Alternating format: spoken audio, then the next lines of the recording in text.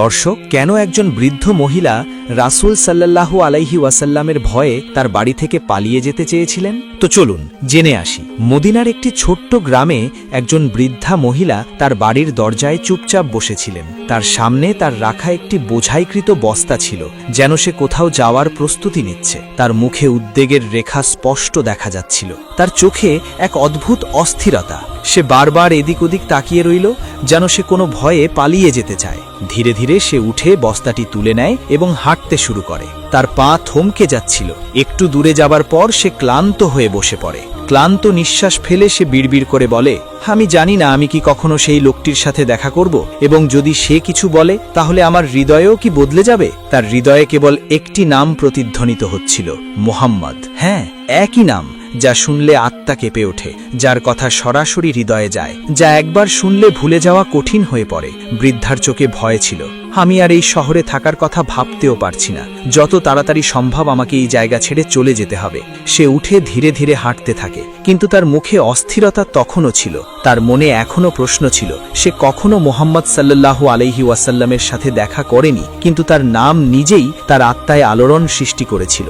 এই নামে এমন কি শক্তি ছিল যে যদি কেউ তার সাথে দেখা করে তবে এটি একজনের জীবন বদলে দিতে পারে, এবং যদি কেউ তার সাথে দেখা না করে তবুও এটি হৃদয়ের গভীরে কোথাও স্পর্শ করে। ঠিক সেই মুহূর্তে রাসূলুল্লাহ সাল্লাল্লাহু আলাইহি ওয়াসাল্লাম সেই রাস্তা দিয়ে যাচ্ছিলেন। তিনি সেই বৃদ্ধা মহিলাকে দেখতে পেয়ে থামলেন। তিনি বুঝতে পারলেন যে এই মহিলা কোথাও যাওয়ার প্রস্তুতি নিচ্ছেন, কিন্তু তাকে খুব দুর্বল দেখাচ্ছিলেন এবং তার বস্তাটি ভারী ছিল।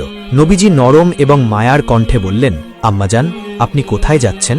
বৃদ্ধা মহিলাটি একটু চমকে উঠলেন। তিনি কয়েক মুহূর্ত তার দিকে তাকিয়ে বললেন, বাবা, আমি এই শহর ছেড়ে যাচ্ছি। এখানে থাকা আর নিরাপদ নয়। এখানে একজন জাদুকর এসেছে। সে তার কথা দিয়ে মানুষের হৃদয় আকর্ষণ করে। আমি চাই না আমার সাথেও একই ঘটনা ঘটুক।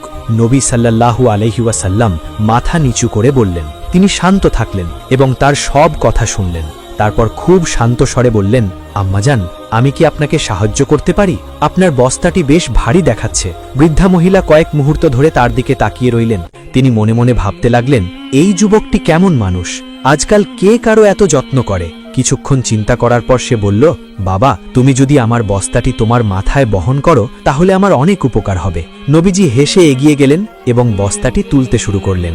বস্তাটি সত্যিই ভারী ছিল। তিনি বুঝতে পারলেন যে এই বয়সে এই মা এটা বহন করে কোথাও যেতে পারবেন না। তিনি খুব মৃদু স্বরে বললেন, আম্মাজান, আপনার বোঝাটা সত্যিই ভারী এবং আপনি এখন বৃদ্ধ হয়ে গেছেন। যদি আপনি অনুমতি দেন তাহলে কি আমি আপনাকে আপনার গন্তব্যে পৌঁছে দিতে পারি? এবার বৃদ্ধা মহিলাটি সম্পূর্ণ অবাক হয়ে গেলেন। এত মহৎ এবং দয়ালু ছেলে! সে কিছুক্ষণ চুপ করে রইল। তারপর একটা দীর্ঘ নিঃশ্বাস ফেলে বললেন, বাবা, এর চেয়ে বড় দয়া আর কি হতে পারে? তারপর আল্লাহর রসুল সাল্লাল্লাহু আলাইহি ওয়াসাল্লাম তার কাঁধে সেই ভারী বোঝাটা তুলে নিলেন এবং ধীরে ধীরে সেই মহিলার সাথে হাঁটতে শুরু করলেন। বৃদ্ধা মহিলা ক্লান্ত ছিলেন, তিনি হাঁপাচ্ছিলেন, কিন্তু কথোপকথন জ্বলছিল। হাঁটতে হাঁটতে সে নবীজির দিকে তাকিয়ে বলল, বাবা, আমি তোমাকে একটা কথা বলবো। যদি তুমি জ্ঞানী হও তাহলে এই শহর ছেড়ে চলে যাও। এখানে একজন খুব বিপজ্জনক জাদুকর এসেছে। তার নাম মোহাম্মদ। সে বলে যে সে একজন নবী।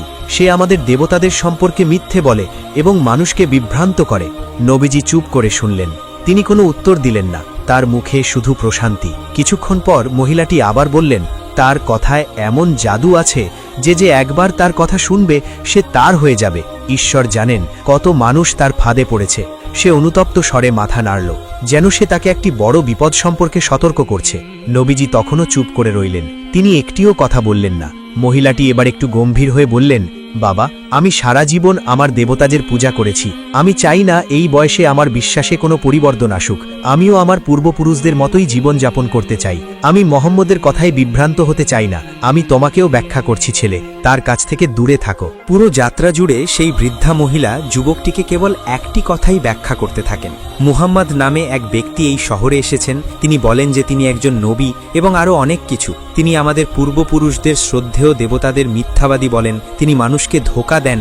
মনে হয় তার কাছে কোনো জাদু আছে, যে একবার তার কথা শোনে সে তার হয়ে যায়। সেই মা বারবার এই সব কথা বলতে থাকেন, ছেলে, তার কাছ থেকে দূরে থাকো। সে খুব চালাক। ঈশ্বর জানেন সে কত লোককে বিভ্রান্ত করেছে। কিন্তু সেই যুবক কিছুই বলল না। সে কেবল চুপচাপ মাথা নিচু করে রইল।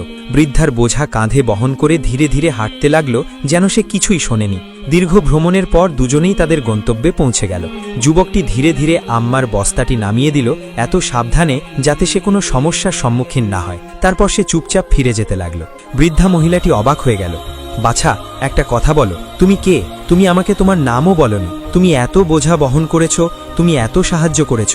আমি সবাইকে বলবো যে আজ পথে একজন ফেরেশতার সাথে দেখা হয়েছে।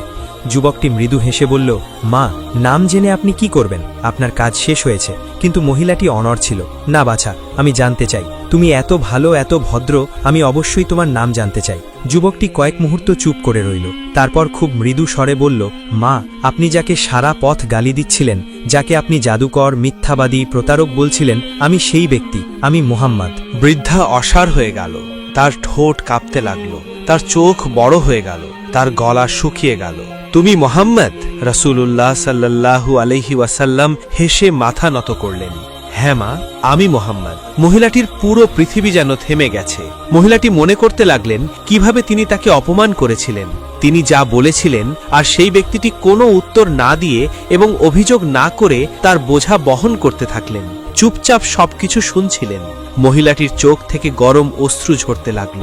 যাকে তিনি ভয় পেতেন এবং যাকে নিয়ে তিনি খারাপ কথা বলতেন, তিনি সবচেয়ে করুণাময় ব্যক্তি হয়ে উঠলেন।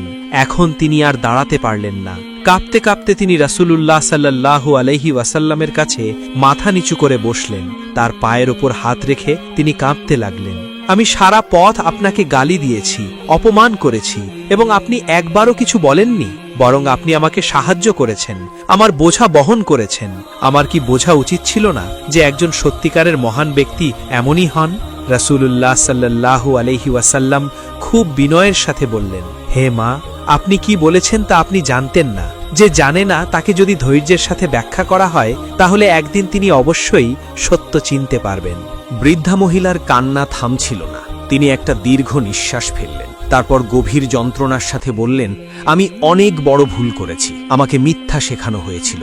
এখন আমি বুঝতে পারছি তুমি সত্যবাদী, তুমি ন্যায়পরায়ণ, তুমি অবশ্যই আল্লাহর প্রেরিত একজন রাসূল। তারপর তিনি কাঁপতে কাঁপতে কিন্তু পূর্ণ আত্মবিশ্বাসের সাথে বললেন, আমি সাক্ষ্য দিচ্ছি যে আল্লাহ ছাড়া আর কেউ উপাসনার যোগ্য নয়, আর আমি সাক্ষ্য দিচ্ছি যে তুমি মুহাম্মদ অবশ্যই আল্লাহর প্রেরিত একজন রাসূল। তারপর একদিন আবু জাহাল কুরাইশদের লোকেদের একত্রিত করে রাগের সাথে বলল, হে কুরাইশরা, তোমরা কি দেখছো না যে মুহাম্মদ আমাদের ধর্ম ত্যাগ করেছে, আমাদের দেবতাদের গালি দিয়েছে, আমাদের পূর্বপুরুষদের সম্পর্কে খারাপ কথা বলে? তাই আজ আমি এই দেবতাদের সামনে শপথ করছি যে আগামীকাল আমি একটি বড় পাথর আনব এবং মুহাম্মদ যখনই সেজদায় যাবে, আমি সেই পাথর দিয়ে তার মাথা এমনভাবে চূর্ণ করব যে তার মাথা ভেঙে যাবে। সে বলল, যদি তুমি আমাকে সমর্থন করতে চাও তাহলে তাই করো, এবং যদি আমাকে শত্রুদের হাতে তুলে দিতে চাও তাহলে তা করো। পরে বনু হাশিম আমার সাথে যা ইচ্ছা তাই করতে পারে। এই কথা শুনে কুরাইশের নেতারা আবু জাহালকে বলল, আমরা তোমার সাথে আছি, আমরা তোমার সাথে বিশ্বাসঘাতকতা করব না। তোমার উচিত মুহাম্মদ সাল্লাল্লাহু আলাইহি ওয়াসাল্লামকে কোনো চিন্তা না করে হত্যা করা। পরের দিন আবু জাহাল একটি খুব ভারী পাথর নিয়ে এসেছিল। তার উদ্দেশ্য ছিল বিপজ্জনক। সে কেবল সুযোগ খুঁজছিল। এখানে প্রিয় নবী সাল্লাল্লাহু আলাইহি ওয়াসাল্লাম কাবার কাছে এসে নামাজ পড়তে দাঁড়িয়েছিলেন। অন্যদিকে কুরাইশের নেতারা তাদের ঘরে বসে অপেক্ষা করছিলেন যে কেউ এসে তাদের খবর দেবে যে মুহাম্মদ সাল্লাল্লাহু আলাইহি ওয়াসাল্লাম আর এই পৃথিবীতে নেই। প্রিয় নবী সাল্লাল্লাহু আলাইহি ওয়াসাল্লাম সিজদায় যাওয়ার সাথে সাথে আবু জাহাল সুযোগ দেখে পাথরটি তুলে ধীরে ধীরে নবী সাল্লাল্লাহু আলাইহি ওয়াসাল্লামের দিকে এগিয়ে যেতে শুরু করে। কিন্তু খুব কাছে পৌঁছানোর সাথে সাথেই হঠাৎ তার অবস্থা বদলে যেতে শুরু করে। সে জোরে কাঁপতে শুরু করে। ভয়ে তার মুখ ফ্যাকাশে হয়ে যায়। যে পাথরটি সে তার বুকে তুলেছিল হাত জমে গেল। সে নড়াচড়া করতে পারছিল না। ভয়ে সে দৌড়ে দূরে দাঁড়িয়ে রইল। কুরাইশরা অবাক হয়ে তার কাছে ছুটে এসে বলল, আবু জাহেল, কি হয়েছে? তুমি পিছন ফিরে কেন? আবু জাহেলের কণ্ঠ কাঁপছিল। সে বলল, আমি মুহাম্মদের কাছে পৌঁছানোর সাথে সাথেই আমার সামনে একটি খুব বড় উট এসে দাঁড়ালো। আমি আমার জীবনে এত ভয়ঙ্কর উট কখনো দেখিনি। মনে হচ্ছিল যদি আমি এক পাও এগিয়ে যাই তাহলে তা আমাকে তৎক্ষণাৎ পিষে ফেলবে। কয়েকদিন পর সাহাবীগণ যখন প্রিয় নবী সাল্লাল্লাহু আলাইহি ওয়াসাল্লামকে এই বাক্যটি সম্পর্কে জিজ্ঞাসা করলেন, তখন তিনি সবকিছু বললেন। একটু পরেই মুহাম্মদ সাল্লাল্লাহু আলাইহি ওয়াসাল্লামের দিকে রওনা দিলেন সেখানে পৌঁছে তিনি সূরা আলাকের আয়াত তেলাওয়াত শুরু করলেন। যখন তিনি সেই আয়াতে পৌঁছালেন যেখানে সিজদার কথা বলা হয়েছে, ঠিক সেই মুহূর্তে তিনি সিজদায় পড়ে গেলেন। অন্যদিকে কেউ আবু জাহেলকে বলল, আবু জাহেল, মুহাম্মদ সাল্লাল্লাহু আলাইহি ওয়াসাল্লাম সিজদা করছেন। এই কথা শুনে আবু জাহেল রাগে ক্ষিপ্ত হয়ে নবী সাল্লাল্লাহু আলাইহি ওয়াসাল্লামের দিকে দৌড়ে গেল। সে কাছে চলে গেল, খুব কাছে চলে গেল, কিন্তু কাছে আসার সাথে সাথেই হঠাৎ বিপরীত দিকে দৌড়ে গেল। আবু জাহেলের সঙ্গীরা অবাক হয়ে জিজ্ঞাসা করল, আবু জাহেল, কি হয়েছে? তুমি কেন পিছনে দৌড়ে এসেছো? আবু জাহেলের অবস্থা অদ্ভুত ছিল। সে প্রচণ্ড কাঁপছিল। সে কাঁপতে কাঁপতে বলল, আমি যা দেখছি তা কি তোমরা দেখতে পাচ্ছ না? সবাই অবাক হয়ে গেল। তারা জিজ্ঞাসা করল, তোমরা কি দেখতে পেলে? আবু জাহেল বলল, আমি আগুনের একটি খুব ভয়ঙ্কর গোলা আমার দিকে এগিয়ে আসতে দেখলাম। এটি এতটাই ভয়ঙ্কর ছিল যে আমি ভেবেছিলাম এটি আমাকে পুড়িয়ে ছাই করে দেবে। সুবহান আল্লাহ! আল্লাহ তাআলা তার প্রিয় নবী সাল্লাল্লাহু আলাইহি ওয়াসাল্লামকে কিভাবে রক্ষা করেছিলেন। একদিন আবু জাহেল আমাদের প্রিয় নবী সাল্লাল্লাহু আলাইহি ওয়াসাল্লামের সামনে এসে দাঁড়ালেন। তিনি তার উভয় হাত মুষ্টিবদ্ধ করে নবী সাল্লাল্লাহু আলাইহি ওয়াসাল্লামকে বললেন, হে মোহাম্মদ, যদি আপনি আজ আমাকে বলেন যে আমার এই দুই হাতের মুষ্টিতে কি আছে, তাহলে আমি আল্লাহর উপর ঈমান আনব। আমি আপনাকে আল্লাহর নবী হিসাবে গ্রহণ করব এবং কালেমা পাঠ করে মুসলিম হব। প্রিয় নবী সাল্লাল্লাহু আলাইহি ওয়াসাল্লাম খুব সহজ এবং সততার সাথে উত্তর দিলেন, হে চাচা, আপনার মুষ্টিতে কি আছে তা আমি বলতে পারছি না, কারণ অদৃশ্যের জ্ঞান কেবল আমার প্রভু আল্লাহর কাছেই আছে। এই কথা শুনে আবু জাহেল হাসতে লাগল, যেন সে মজা করছে। কিন্তু তারপর নবী সাল্লাল্লাহু আলাইহি ওয়াসাল্লাম বললেন, ঠিক আছে চাচা, যদি আপনার মুষ্টিতে যা আছে তা আমার নবুয়তের সাক্ষ্য দেয়, তাহলে আপনি কি বিশ্বাস করবেন? আবু জাহেল বলল, যদি এমনটা হয় তাহলে এর চেয়ে ভালো আর কি হতে পারে? ব্যাপারটা একেবারে স্পষ্ট হয়ে যাবে, এসো দেখাও। এরপর প্রিয় নবী সাল্লাল্লাহু আলাইহি ওয়াসাল্লাম আবু জাহেলের মুষ্টির দিকে তাকিয়ে বললেন, হে তোমার মুষ্টিতে যা আছে, যদি তুমি আমার নবুয়তের সাক্ষ্য দিতে পারো তাহলে তা করো। সাথে সাথে আবু জাহেলের মুষ্টিতে থাকা পাথরগুলো জোরে জোরে বলতে লাগলো। তারা তাদের জিহ্বা দিয়ে বলতে লাগলো, হে আল্লাহর রসূল, আপনি একজন সত্য নবী, আপনি আল্লাহর প্রেরিত নবী, এতে কোনো সন্দেহ নেই। সুবহান আল্লাহ! কি অদ্ভুত দৃশ্য ছিল! আবু জাহেলের চোখের সামনে পাথরগুলো দুরুদ শরীফ পাঠ করছিল এবং নবী সাল্লাল্লাহু আলাইহি ওয়াসাল্লামের নবুয়তের ঘোষণা দিচ্ছিল। কিন্তু আফসোস, আল্লাহর মোহর ইতিমধ্যেই হৃদয়ে লাগানো ছিল। আবু জাহেল ভয় পেয়ে পাথরগুলো মাটিতে ছুঁড়ে মারল এবং রেগে বলল, ভাতিজা মোহাম্মদ, আমি জানতাম না যে তুমি এত বড় জাদুকর। আমি কেবল মানুষের কাছ থেকে শুনেছিলাম। আজ আমি নিজের চোখে দেখেছি তুমি কি করতে পারো। আর এই কথা বলে আবু জাহেল সেখান থেকে পালিয়ে গেল। সুবহান আল্লাহ! হাদাস নামে এক গ্রামে রুকানা নামে একজন বিখ্যাত কুস্তিগীর বাস করতেন, যিনি অত্যন্ত শক্তিশালী এবং বিশাল দেহের অধিকারী ছিলেন। সেই যুগে রুকানাকে সবচেয়ে শক্তিশালী ব্যক্তি হিসেবে বিবেচনা করা হতো, কারণ কুস্তিতে কেউ তার সামনে দাঁড়াতে পারত না। প্রতিটি ম্যাচেই মানুষ তার শক্তির সামনে পরাজয় মেনে নিত। তার সাহসিকতা এবং শক্তি নিয়ে সর্বত্র আলোচনা হতো। একদিন রুকানা তার গ্রামের কিছু লোকের সাথে কুস্তির কথা বলছিলেন। এমন সময় একজন অপরিচিত ব্যক্তি সেখানে এসে সকলকে সম্বোধন করে বলল, তোমরা কি জানো যে মক্কা একজন নবী এসেছেন? তার নাম মোহাম্মদ সাল্লাল্লাহু আলাইহি ওয়াসাল্লাম। তিনি আল্লাহর সত্য রাসূল এবং আকাশ থেকে তার উপর কোরআন নাজিল হয়েছে। তার কথা শুনে অনেকেই ইসলাম গ্রহণ করছে। সেই ব্যক্তির কথা শুনে সেখানে উপস্থিত মানুষের মধ্যে আলোড়ন সৃষ্টি হয়। সবাই বলেছিল যে আমাদেরও তার সাথে দেখা করা উচিত এবং তার কথা শোনা উচিত। রুকানা ভাবনায় পড়ে গেল এবং কিছুক্ষণ পর বলল, যদি সে সত্যি আল্লাহর প্রেরিত নবী হয় তাহলে আমাকে তার সাথে কুস্তি করতে হবে। যদি আমি তাকে পরাজিত করি তাহলে প্রমাণিত হবে যে সে কেবল একজন সাধারণ মানুষ। এই ভেবে রুকানা পালোয়ান তার বাড়িতে ফিরে গেল। তার ইয়াজিদ নামে একটি ছেলে ছিল। সেও তার বাবার মতো খুব শক্তিশালী ছিল এবং কোনো খেলাতে সে কখনো পরাজয় মেনে নেয়নি। রুকানা তার ছেলেকে বলল, আমি শুনেছি যে মক্কায় মোহাম্মদ সাল্লাল্লাহু আলাইহি ওয়াসাল্লাম নামে একজন ব্যক্তি আছেন যাকে লোকেরা একজন মহান জাদুকর বলে। তাই আমি মক্কায় গিয়ে তার সাথে দেখা করার এবং তার সাথে কুস্তি করার কথা ভাবছি। এই কথা শুনে তার ছেলে ইয়াজিদ বলল, বাবা, আমিও আপনার সাথে মক্কায় যাব। আমিও দেখতে চাই যে সে আসলে কে। কয়েকদিন পর রুকানা এবং তার ছেলে ইয়াজিদ মোহাম্মদ সাল্লাল্লাহু আলাইহি ওয়াসাল্লামের সাথে দেখা করার জন্য মক্কার উদ্দেশ্যে রওনা হলেন। দীর্ঘ ভ্রমণের পর জ্বলন্ত মরুভূমি পেরিয়ে তারা অবশেষে মক্কায় পৌঁছে গেল।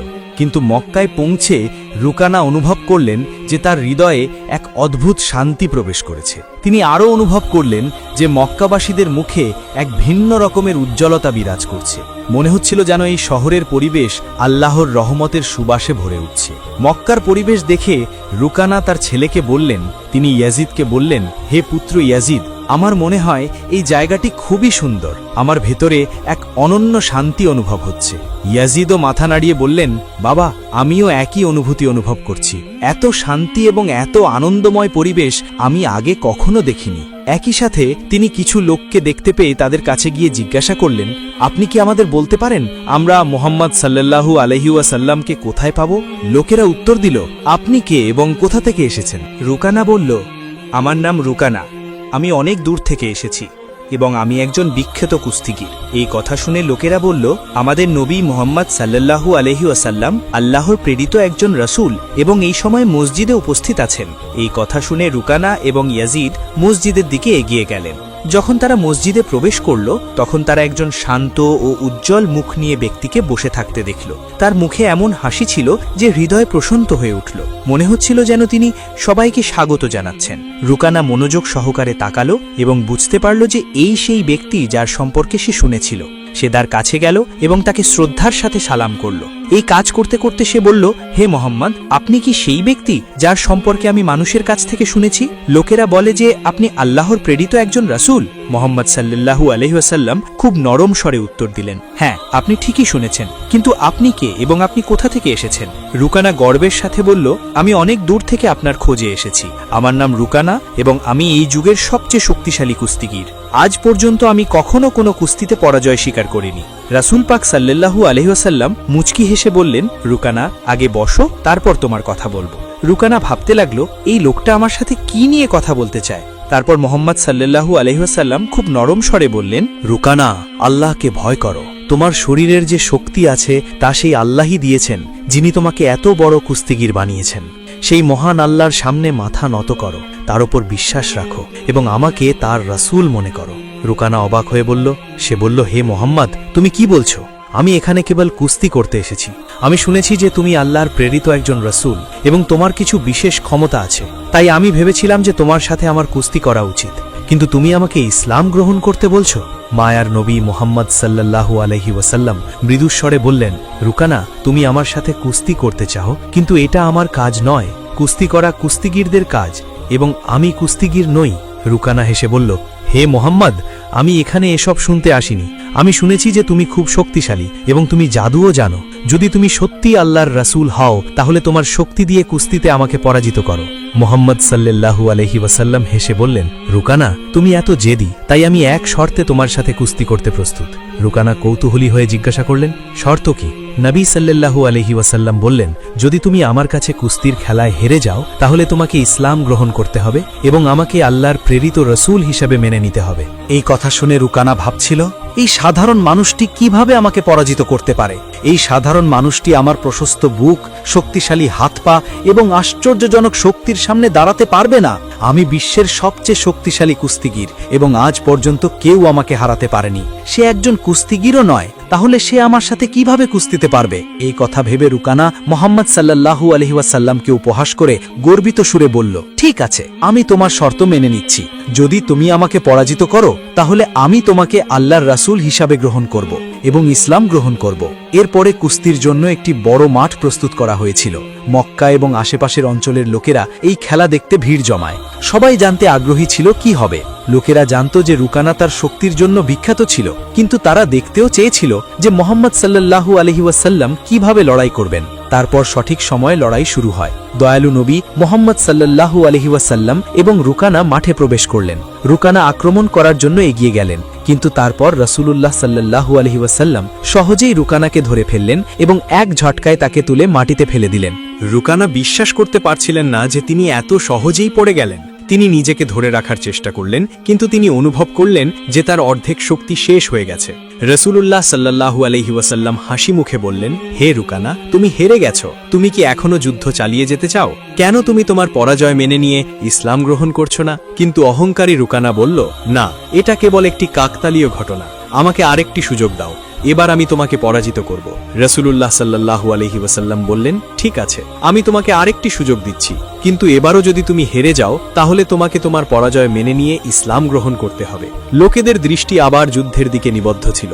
রুকানা এবার তার সমস্ত শক্তি প্রয়োগ করে নবী সাল্লাল্লাহু আলাইহি ওয়াসাল্লামকে যে কোনো মূল্যে পরাজিত করার জন্য সর্বাত্মক চেষ্টা করলেন। কিন্তু আক্রমণ করার জন্য সে এগিয়ে আসার সাথে সাথেই দয়ালু নবী আবার তাকে তুলে মাটিতে ফেলে দেন। রুকানাকে আবারও পরাজয়ের মুখোমুখি হতে হয়। রাসূলুল্লাহ সাল্লাল্লাহু আলাইহি ওয়াসাল্লাম বলেন, হে রুকানা, তুমি কি এখনো যুদ্ধ চালিয়ে যেতে চাও? সে বিশ্বাস করতে পারছিল না। বিশ্বাস করো যে আল্লাহ আমাকে সত্য দিয়ে পাঠিয়েছেন, এখনো সময় আছে, বিশ্বাস রাখো। কিন্তু রুকানার অহংকার তাকে হার মানতে দিচ্ছিল না। রুকানা মনে মনে ভাবছিল, আমি কখনো কারো কাছ থেকে কুস্তিতে পরাজয় মেনে নেইনি, তাহলে এটা কিভাবে সম্ভব যে আমি এমন একজন ব্যক্তির কাছে হেরে যাব যে একজন কুস্তিগীরও নয়? তাই সে আবার নবী সাল্লাল্লাহু আলাইহি ওয়াসাল্লামকে বলল, আমাকে শেষ সুযোগ দাও। আমাদের নবী সবার জন্য রহমতের উৎস। তিনি আবার তাকে সুযোগ দিলেন। তৃতীয়বারের মতো যুদ্ধ শুরু হলো। এবার রুকানা তার সমস্ত শক্তি ব্যবহার করল, কিন্তু আক্রমণ করার জন্য এগিয়ে আসার সাথে সাথেই নবী সাল্লাল্লাহু আলাইহি ওয়াসাল্লাম আবার তাকে তুলে মাটিতে ফেলে দিলেন। এখন রুকানা উঠে দাঁড়ানোর চেষ্টা করছিল, কিন্তু তার শক্তি শেষ হয়ে গেছে। সে বুঝতে পারল যে মুহাম্মদ সাল্লাল্লাহু আলাইহি ওয়াসাল্লাম একজন সাধারণ ব্যক্তি নন, বরং আল্লাহর প্রেরিত একজন সত্য রাসূল এবং ইসলামী সর্বোত্তম ধর্ম। রুকানা বলল, হে আল্লাহর নবী, এখন আমি নিশ্চিত যে আপনি সত্যি আল্লাহর রাসূল এবং ইসলামী সত্য ধর্ম। আমি আপনাকে নবী হিসাবে গ্রহণ করব এবং আল্লাহর উপর ঈমান আনব। রুকানা যখন ইসলাম গ্রহণ করলেন তখন রাসূলুল্লাহ সাল্লাল্লাহু আলাইহি ওয়াসাল্লাম বললেন, এখন তুমি সত্য বুঝতে পেরেছ। বাস্তবে একজন মানুষ কখনোই তার শক্তির চেয়ে শক্তিশালী হয় না। আল্লাহ আমাকে যে শক্তি দিয়েছেন তার কারণেই আজ তুমি আমার কাছে হেরে গেছো, এবং আল্লাহর ইচ্ছায় তুমি এত বড় কুস্তিগীর হয়েছ। যদি আল্লাহ না চাইতেন তাহলে তোমাকে হারানোর শক্তি আমার থাকতো না। রাসূল সাল্লাল্লাহু আলাইহি ওয়াসাল্লামের এই কথা শুনে রুকানার চোখে পানি এসে গেল। তিনি খুশি ও শান্তির সাথে ইসলাম গ্রহণ করলেন। এই ঘটনাটি ছিল আমাদের নবীর মহত্বের এক জীবন্ত অলৌকিক ঘটনা। কিন্তু তারপর তার সামনে আরেকটি চ্যালেঞ্জ এসে দাঁড়ালো। রুকানার পুত্র ইয়াজিদ, যিনি নিজে একজন বিখ্যাত ও শক্তিশালী কুস্তিগীর ছিলেন, তার বাবার পরাজয় মেনে নিতে প্রস্তুত ছিলেন না। তার ভিতরে এক অদ্ভুত আত্মবিশ্বাস ছিল যা তাকে তার বাবার পরাজয়ের প্রতিশোধ নিতে প্ররোচিত করছিল। রাগ ও উৎসাহে ভরা ইয়াজিদ রাসূল সাল্লাল্লাহু আলাইহি ওয়াসাল্লামকে চ্যালেঞ্জ জানালো, তুমি আমার বাবাকে কুস্তিতে পরাজিত করে প্রমাণ করেছো যে তুমি একজন অসাধারণ ব্যক্তি, কিন্তু এখন আমি তোমার শক্তি পরীক্ষা করতে চাই। তুমি কি আমার সাথে কুস্তি করবে? রাসূল সাল্লাল্লাহু আলাইহি ওয়াসাল্লাম ইয়াজিদের চোখের দিকে তাকিয়ে বুঝতে পারলেন যে তার হৃদয়ে এখনো সন্দেহ রয়েছে। তার ঈমানের আলোর প্রয়োজন ছিল। তাই সে হাসি মুখে তার চ্যালেঞ্জ গ্রহণ করে এবং যুদ্ধের জন্য নিজেকে প্রস্তুত করে। সেও তার বাবার মতো শক্তিশালী ছিল এবং সে কখনো কারো কাছ থেকে পরাজয় মেনে নেয়নি। তার মনে কেবল একটি কথাই চলছিল যে সে নবী মুহাম্মদকে পরাজিত করবে এবং তার বাবার পরাজয়ের প্রতিশোধ নেবে এবং তার পরিবারের সম্মান ফিরে পাবে। যখন কুস্তি শুরু হলো, ইয়াজিদ তার সমস্ত শক্তি প্রয়োগ করে নবী মুহাম্মদকে আক্রমণ করল, কিন্তু আমাদের নবী সহজেই প্রতিটি আক্রমণ প্রতিহত করলেন। ইয়াজিদ অবাক হয়ে গেল। তারপর রাসূলুল্লাহ সাল্লাল্লাহু আলাইহি ওয়াসাল্লাম তাকে সুযোগ দিলেন যাতে সে তার পূর্ণ শক্তি চেষ্টা করতে পারে। ইয়াজিদ পূর্ণ শক্তি দিয়ে আক্রমণ করল, কিন্তু এবারও রাসূলুল্লাহ সাল্লাল্লাহু আলাইহি ওয়াসাল্লাম তাকে মাটিতে ফেলে দিলেন। ইয়াজিদের শরীর এত জোরে মাটিতে আঘাত করল যে তার মনে হলো যেন তার হাড় ভেঙে গেছে। সে আবার উঠে দাঁড়ানোর চেষ্টা করল, কিন্তু তার পায়ে আর শক্তি অবশিষ্ট রইল না। যখন সে মুহাম্মদ সাল্লাল্লাহু আলাইহি ওয়াসাল্লামের দিকে তাকালো, তখন তার মুখে হাসি ফুটে উঠল, একটা প্রশান্ত হাসি। তখন রাসূলুল্লাহ সাল্লাল্লাহু আলাইহি ওয়াসাল্লাম বললেন, এখন তুমি সত্য বুঝতে পেরেছ। বাস্তবে একজন মানুষ কখনোই তার শক্তির চেয়ে শক্তিশালী হয় না। আল্লাহ আমাকে যে শক্তি দিয়েছেন তার কারণেই আজ তুমি আমার কাছে হেরে গেছ, এবং আল্লাহর ইচ্ছায় তুমি এত বড় কুস্তিগীর হয়েছ। যদি আল্লাহ না চাইতেন তাহলে তোমাকে হারানোর শক্তি আমার থাকতো না। তারপর আমাদের নবী তার হাত ধরে বললেন, হে ইয়াজিদ, তুমি সত্যিই সাহসী, কিন্তু মনে রেখো আসল ক্ষমতা আল্লাহ রাব্বুল আলামিনের হাতে। ইয়াজিদ দেখলেন আল্লাহ তার নবীকে কত ক্ষমতা দিয়েছেন। নবী সাল্লাল্লাহু আলাইহি ওয়াসাল্লাম জিজ্ঞাসা করলেন, ইয়াজিদের হৃদয়ে কি এখনো কোনো সন্দেহ আছে? এই কথা শুনে ইয়াজিদের চোখ থেকে অশ্রু ঝরতে লাগল। তিনি হযরত মুহাম্মদ সাল্লাল্লাহু আলাইহি ওয়াসাল্লামের সামনে আত্মসমর্পণ করলেন এবং বললেন, হে আল্লাহর রাসূল, আজ আমি আমার জীবনের সবচেয়ে বড় শিক্ষা পেয়েছি। আমি সাক্ষ্য দিচ্ছি যে আল্লাহ ছাড়া আর কেউ উপাসনার যোগ্য নয় এবং আপনি আল্লাহর সত্য নবী। কিছুক্ষণের মধ্যেই ইয়াজিদের ইসলাম গ্রহণের খবর সমগ্র আরব জুড়ে ছড়িয়ে পড়ল।